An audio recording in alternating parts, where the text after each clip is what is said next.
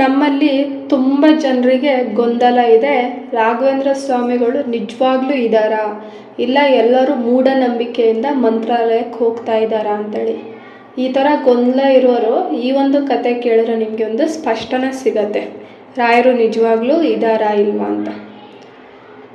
ಕತೆ ಏನು ಅಂತ ಅಂದರೆ, ಒಬ್ಬ ರಾಯ ಭಕ್ತ ಇರ್ತಾನೆ. ಅವನಿಗೆ ಒಂದಿನ ಒಂದು ಆಸೆ ಬರುತ್ತೆ. ಆಸೆ ಅಂದರೆ ಒಂದು ದೊಡ್ಡ ಆಸೆ ಬರುತ್ತೆ. ಇದನ್ನು ಪೂರೈಸೋದು ರಾಯರಿಂದ ಮಾತ್ರ ಸಾಧ್ಯ ಅಂತ ಅವನಿಗೆ ಯಾರೋ ಹೇಳ್ತಾರೆ. ನಿಂಗೆ ಈ ಆಸೆ ನೆರವೇರಬೇಕು ಅಂತ ಅಂದರೆ ರಾಯರ ಭಕ್ತಿಯಿಂದ ನೀನು ರಾಯರ ಸೇವೆ ಮಾಡಿ ಹೋಗು, ನಿಂಗೆ ಈ ಆಸೆ ಖಂಡಿತ ನೆರವೇರುತ್ತೆ ಅಂತ ಹೇಳ್ತಾರೆ. ಅವನು ಅದೇ ರೀತಿ ಹೌದು, ಇದು ನೆರವೇರೋದು ರಾಯರಿಂದ ಮಾತ್ರ ಸಾಧ್ಯ ಅಂತ ಹೇಳಿ ಅವನು ತನ್ನ ಗಂಟು ಮೂಟೆನೆಲ್ಲ ಕಟ್ಟಿಕೊಂಡು ಮಂತ್ರಾಲಯಕ್ಕೆ ಹೋಗ್ತಾನೆ. ಹಾಗೆ ಅಲ್ಲಿ ಹೋಗಿ ಪ್ರತಿದಿನ ಎದ್ದು ರಾಯರ ಸೇವೆ ಮಾಡ್ತಾನೆ. ವರ್ಷಗಟ್ಟಲೆ ಮಾಡ್ತಾನೆ.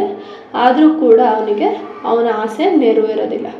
ಆದರೆ ಬೇರೆ ಬೇರೆ ಊರಿಂದ ಎಲ್ಲ ಬರ್ತಾ ಇರ್ತಾರೆ ಭಕ್ತಾದಿಗಳು, ಅಲ್ಲೇ ಇದ್ದು ಸೇವೆ ಮಾಡ್ತಾ ಇರ್ತಾರೆ. ಇವಾಗಿನ ಕಾಲದಲ್ಲಿ ಇವತ್ತೇ ಹೋಗಿ ನಾಳೆ ಬರ್ತಾ ಇರ್ತಾರೆ ಭಕ್ತರು. ಆದರೆ ಮೊದಲು ಹಂಗೆ ಮಾಡ್ತಾ ಇರಲಿಲ್ಲ. ಒಂದ್ಸಲಿ ರಾಯರು ಸನ್ನಿಧಾನಕ್ಕೆ ಹೋದ್ರು ಅಂತಂದರೆ 1 ತಿಂಗಳು, 1 ವರ್ಷ, 6 ತಿಂಗಳು ಈ ಥರ ಹೋಗಿ ರಾಯರ ಸೇವೆ ಮಾಡಿ ಬರ್ತಾಯಿದ್ರು. ಹಲವು ಊರಿಂದ ಒಬ್ಬೊಬ್ಬರು ಬರ್ತಾ ಇದ್ರಲ್ವ. ನಾನು ಇದನ್ನು ಅಂದ್ಕೊಂಡು ಬಂದಿದ್ದೆ, ಈ ಕಷ್ಟ ಇತ್ತು, ಇಲ್ಲ ನನಗೊಂದು ಈ ಆಸೆ ಇತ್ತು, ನಾನು ರಾಯರಿಗೆ ಈ ಥರ ಅಂದ್ಕೊಂಡು ಬಂದು ಸೇವೆ ಮಾಡಿದೆ, ನನಗೆ ಈ ಥರ ನೆರವೇರಿದೆ ಅಂತ ಹೇಳಿ ಇವನ ಹತ್ರ ಹೇಳಿ ಹೇಳಿ ಹೋಗ್ತಾ ಇರ್ತಾರೆ. ಯಾಕಂದರೆ ಅಲ್ಲಿ ಇರ್ತಾರೆ ಅಂದರೆ ಅವರವರು ಅಲ್ಲಿ ಸ್ನೇಹಿತರಾಗಿರ್ತಾರಲ್ವ. ಆದರೆ ಇವನಿಗೆ ಮಾತ್ರ ಬೇಜಾರಾಗ್ತಾ ಇರುತ್ತೆ. ನಾನು ತುಂಬ ವರ್ಷದಿಂದ ಭಕ್ತಿ ಮತ್ತು ಶ್ರದ್ಧೆಯಿಂದ ನಾನು ಬ್ರಹ್ಮಚಾರ್ಯದಿಂದ ನಾನು ಈ ರಾಯರಿ ಸೇವೆ ಮಾಡ್ತಾಯಿದ್ದೀನಿ, ಆದರೆ ನನ್ನ ಆಸೆ ನೆರವೇರಲಿಲ್ಲ ಅಂಥೇಳಿ ಬೇಜಾರಾಗಿ ರಾಯರು ಯಾರು ಭಕ್ತರು? ರಾಯರು ಶ್ರೀ ವೆಂಕಟರಮಣ ಅಂದರೆ ಕೃಷ್ಣ ಪರಮಾತ್ಮನ ಭಕ್ತರಲ್ವ. ಇವರು ಸೀದಾ ಬಸ್ ಹತ್ಕೊಂಡು ತಿರುಪತಿಗೆ ಹೋಗ್ತಾನೆ. ತಿರುಪತಿಗೆ ಹೋಗಿ ಅಲ್ಲಿ ಒಂದು ಚೀಟಿಲಿ ಬರೀತಾನೆ, ರಾಯರ ಬಗ್ಗೆ ಕಂಪ್ಲೇಂಟ್ ಬರೀತಾನೆ. ನಾನು ಈ ಥರ ತುಂಬ ವರ್ಷದಿಂದ ಸೇವೆ ಮಾಡ್ತಾಯಿದ್ದೀನಿ, ರಾಯರು ನನಗೆ ಅದನ್ನು ಕರುಣಿಸ್ತಾ ಇಲ್ಲ, ನೀವು ಒಂದ್ಸಲಿ ರಾಯರನ್ನ ವಿಚಾರಿಸ್ಕೋಬೇಕು ಅಂತ ಹೇಳಿ ಚೀಟಿ ಬರೀತಾನೆ. ಹಾಗೆ ಅವನು ಅಲ್ಲೇ ಇರ್ತಾನೆ. ಆ ದಿನ ತಿರುಪತಿಯಲ್ಲೇ ಇರ್ತಾನೆ. ಆ ದಿನ ಅವನಿಗೆ ಒಂದು ಕನಸು ಬಿಡತ್ತೆ. ಅದೆಂಥ ಕನಸು ಅಂತಂದರೆ ಕೋರ್ಟ್ ಕನಸು. ಅಲ್ಲಿ ಜಡ್ಜಾಗಿ ತಿರುಪತಿ ತಿಮ್ಮಪ್ಪ ಸಾಕ್ಷಾತ್ ದೇವರೇ ಕೂತಿದ್ದಾರೆ. ಒಂದು ಕಟಕಟೆಯಲ್ಲಿ ಇವನೇನು ಭಕ್ತ ಇರ್ತಾನೆ ಅವನು ನಿಂತಿದ್ದಾನೆ, ಇನ್ನೊಂದು ಕಟಕಟೆಯಲ್ಲಿ ರಾಯರು ನಿಂತಿದ್ದಾರೆ. ಓಕೆನಾ? ಆವಾಗ ತಿರುಪತಿ ತಿಮ್ಮಪ್ಪ ಏನಿದ್ದಾರೆ ಅವರು ರಾಯರಿಗೆ ಕೇಳ್ತಾ ಇದ್ದಾರೆ, ಪ್ರಶ್ನೆ ಮಾಡ್ತಾ ಇದ್ದಾರೆ. ನೀನು ಆ ಊರಿಂದ ಬಂದ ಭಕ್ತರಿಗೆ ಈ ವರವನ್ನು ನೀಡಿದ್ಯಾ? ಈ ಊರಿಂದ ಬಂದ ಭಕ್ತರಿಗೆ ಇದೊಂದು ಸಮಸ್ಯೆ ಪರಿಹಾರ ಮಾಡಿದ್ಯಾ? ಆದರೆ ಈ ಭಕ್ತ ಹಲವು ವರ್ಷದಿಂದ ನಿನ್ನ ಸೇವೆ ಮಾಡ್ತಾ ಬಂದಿದ್ದಾನೆ, ಆದರೆ ಅವನ ಆಸೆನ ನೀನು ಯಾಕೆ ನೆರವೇರಿಸಿಲ್ಲ ಅಂತೇಳಿ ರಾಯರಿಗೆ ಶ್ರೀ ವೆಂಕಟರಮಣ ಸ್ವಾಮಿ ಪ್ರಶ್ನೆ ಮಾಡ್ತಾರೆ. ಆಗ ಈ ರಾಯರು ಅವ್ರಿಗೆ ಉತ್ತರ ಕೊಡ್ತಾರೆ. ಏನಪ್ಪ ಅಂತ ಅಂದರೆ, ಬೇರೆ ಭಕ್ತಾದಿಗಳು ಏನು ಬಂದಿರ್ತಾರೆ ಅವರ ಆಸೆ ಚಿಕ್ಕದಾಗಿತ್ತು, ಅವರ ಸೇವೆ ಏನಿತ್ತು ಅಷ್ಟು ದಿನಕ್ಕೆ ಆ ಆಸೆಗಳನ್ನು ಪೂರೈಸುವಂತಹ ಆಸೆಗಳಾಗಿತ್ತು. ಆದರೆ ಇವನ ಆಸೆ ತುಂಬ ದೊಡ್ಡದಿದೆ, ತುಂಬ ಅಂದರೆ ತುಂಬ ದೊಡ್ಡದಿದೆ.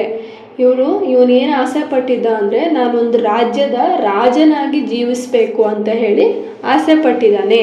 ಇನ್ನೇನು 3 ದಿನ ಇತ್ತು ಇವನಿಗೆ ನಾನು ವರವನ್ನು ಕೊಡೋದಕ್ಕೆ, ಅಷ್ಟರಲ್ಲೇ ಇವನು ಸೇವೆನ ಅರ್ಧಕ್ಕೆ ನಿಲ್ಲಿಸಿ ಇಲ್ಲಿಗೆ ಬಂದುಬಿಟ್ಟಿದ್ದಾನೆ ಅಂತ ಅಂದ್ಬಿಡ್ತಾನೆ.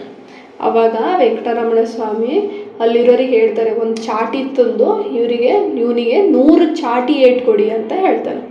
ಆವಾಗ ಅಲ್ಲಿನ ಇರ್ತಾರಲ್ವ ಅವರು ಇವನಿಗೆ ಚಾಟಿ ಏಟ್ಕೊಡೋಕೆ ಶುರು ಮಾಡ್ತಾರೆ. ಅದು ಎಷ್ಟು ನೋವಿತ್ತು ಅಂತ ಅಂದರೆ ಇವನಿಗೆ ಅದು ಅಲ್ಲಿ ಕನಸಲ್ಲಿ ಹೊಡಿತಾ ಇದ್ರು, ಇವ್ರಿಗೆ ನಿಜವಾಗ್ಲೂ ಹೊಡಿತಾ ಇದ್ದಾರೇನೋ ಅನ್ನೋ ಅನುಭವ ಆಗಿ ಇವನಿಗೆ ಕನಸಿಂದ ಎಚ್ಚರ ಆಗ್ಬಿಡ್ತು. ಆವಾಗ ಅವನಿಗೆ ತನ್ನ ತಪ್ಪಿನ ಅರಿವಾಯಿತು, ಶ್ರೀ ರಾಘವೇಂದ್ರ ಸ್ವಾಮಿಗಳು ನಿಜವಾಗ್ಲೂ ಇದ್ದಾರೆ ಅಂಥೇಳಿ ಅವತ್ತೇ ಬಸ್ ಹತ್ಕೊಂಡು ಮತ್ತೆ ಮಂತ್ರಾಲಯಕ್ಕೆ ಬಂದು ಇಡೀ ಜೀವನ ಅವನು ರಾಯರ ಮೇಲೆ ಭಕ್ತಿಯಿಂದ ರಾಯರನ್ನು ಸೇವೆ ಮಾಡೋಕ್ಕೆ ಶುರು ಮಾಡ್ತಾನೆ. ಅವನ ಆ ಜೀವನದಲ್ಲಿ ಅವನು ರಾಯರನ್ನು ಸೇವೆ ಮಾಡಿದ್ದಕ್ಕೆ ಅವನು ಮುಂದಿನ ಜನ್ಮದಲ್ಲಿ ಮೈಸೂರು ರಾಜನಾಗಿ ಜನಿಸ್ತಾನೆ. ಈ ಕತೆ ಸುಳ್ಳಲ್ಲ, ಪುರಾಣದಲ್ಲಿ ಕೂಡ ಇದು ಬರೆದಿದ್ದಾರೆ. ಮೈಸೂರು ರಾಜ ಹೇಗೆ ರಾಜರಾದರು, ಅವರ ಹಿಂದಿನ ಜನ್ಮದ ಚರಿತೆ ಏನು ಅಂತೇಳಿ ಇದೇ ಮೈಸೂರು ಜನ್ಮದ ಚರಿತೆ. ಇದು ನಿಜವಾದ ಸತ್ಯವಾದ ಘಟನೆ. ಹಿಂದಿನ ಜನ್ಮದಲ್ಲಿ ಅವರು ಆ ಥರ ಮಾಡಿದ್ದಕ್ಕೆ, ಸೇವೆ ಮಾಡಿದ್ದಕ್ಕೆ ಮುಂದಿನ ಜನ್ಮದಲ್ಲಿ ಮೈಸೂರು ರಾಜನಾಗಿ ಜನಿಸ್ತಾನೆ. ಅವನ ಜೀವನ ಪರ್ಯಂತ ಅವನು ರಾಜನಾಗೆ ಅವರು ಸೇವೆ ಮಾಡ್ತಾರೆ. ಹೀಗಾಗಿ ನಾವು ಯಾವತ್ತೂ ರಾಯರನ್ನ ಸಂದೇಹ ಮಾಡಬಾರ್ದು. ಭಕ್ತಿಯಿಂದ ಶ್ರದ್ಧೆಯಿಂದ ನೀವು ರಾಯರನ್ನ ಪೂಜಿಸ್ತಾ ಬಂದರೆ ಖಂಡಿತವಾಗ್ಲೂ ರಾಯರು ಒಂದಲ್ಲ ಒಂದಿನ ನಿಮಗೆ ವರವನ್ನು ಕೊಡ್ತಾರೆ. ಆದರೆ ತಕ್ಷಣಕ್ಕೆ ಕೊಡಲ್ಲ, ನೀವು ಕಾಯಿಸ್ತಾರೆ ನಿಮ್ಮನ್ನು. ನೀವು ಅವಾಗ ಯಾವತ್ತೂ ದುತ್ತಿಗೆಡಬಾರ್ದು. ನೀವು ರಾಯರನ್ನು ನಂಬೋದನ್ನ ಮುಂದುವರಿಸ್ತಾನೆ ಹೋಗ್ಬೇಕು. ಎಷ್ಟೇ ಕಷ್ಟ ಬರಲಿ, ನನಗೆ ರಾಯರೇ ಇದ್ದಾರೆ, ರಾಯರೇ ಎಲ್ಲ ಅಂಥೇಳಿ ನೀವು ನಂಬ್ತಾ ಬಂದರೆ ನಿಮ್ಮೆಲ್ಲ ಕನಸುಗಳು, ಕಷ್ಟಗಳು, ನೋವುಗಳು ಎಲ್ಲವನ್ನು ರಾಯರು ಪರಿಹರಿಸ್ತಾರೆ. ನಿಮಗೆ ರಾಯರ ಮೇಲೆ ನಂಬಿಕೆ ಇರಬೇಕಷ್ಟೆ.